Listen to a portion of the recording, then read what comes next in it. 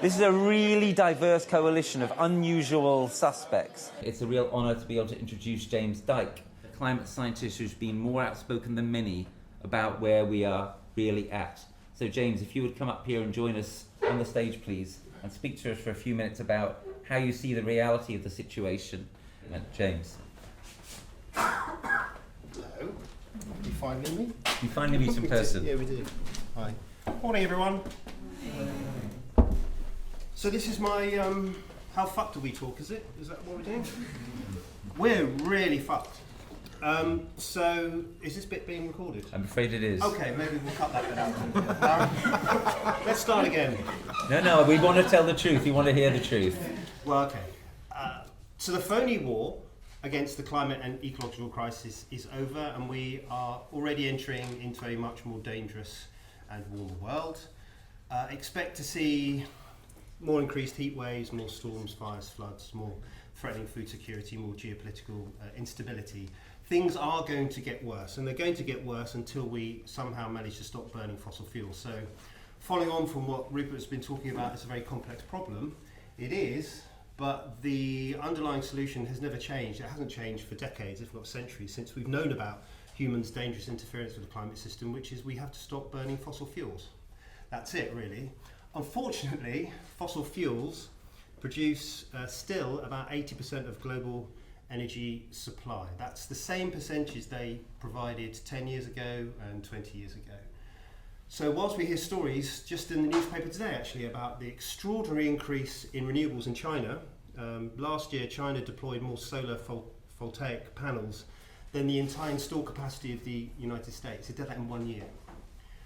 But despite this extraordinary increase in things like solar and onshore offshore wind, there's been an equally massive increase in energy demand. So when you read these headlines, one thing you need to understand about the deployment of renewables is they are just keeping up with the ever-increasing demands of energy, which means that we are not phasing out coal, oil and gas, which still provides 80% of global energy. This is an extremely difficult problem to solve. At the moment, policymakers are continuing to cling on to what I argue is a complete fiction, which is that, don't worry, we can avoid the worst impacts of dangerous climate change. In fact, we can limit warming to well below 2 degrees Celsius, the 1.5 degrees Celsius commitment that came out of the Paris Agreement and then was confirmed at the International Climate Conference in Glasgow. Every nation, pretty much, on Earth has signed up to the Paris Accords and is committed to do whatever it takes to limit warming to well below 2 degrees.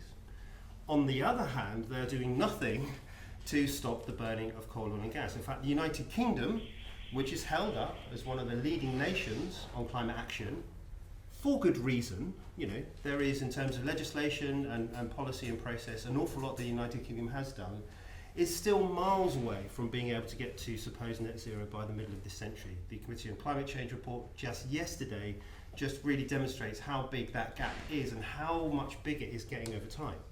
So how can policymakers continue this fiction? How on the one hand do we have natural scientists, climate scientists, ecologists, people who study the Earth system telling us in ever-increasing detail that we are heading towards catastrophe, but at the same time politicians saying, don't worry, we don't need to do anything radically different. We don't need to challenge growth-based economic policies. We can continue developing new oil and gas.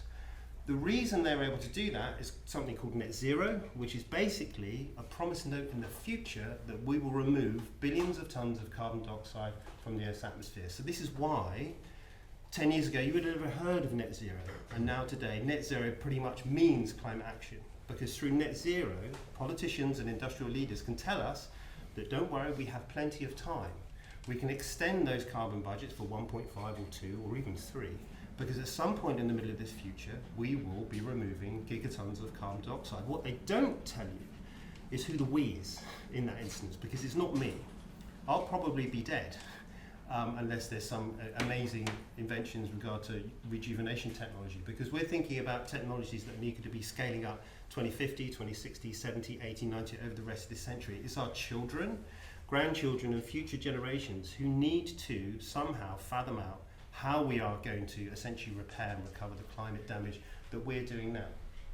So just to conclude my statement, if I may, we are doing this knowingly. We know that the longer that we delay phasing out fossil fuels, we know the more we resist the kind of policies and approaches that would actually keep us safe, the greater the burden we are putting onto younger future. In politically relevant timescales, it doesn't matter. Certainly beyond 4 years, any kind of electoral cycle.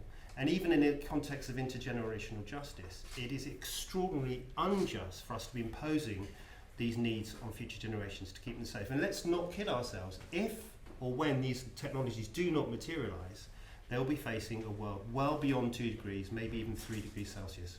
The activation of tipping elements in the climate system, and the worst case scenario is a transition to a hot Earth scenario, which could see ultimately the devastation of civilization itself. Thank you. Thanks, James.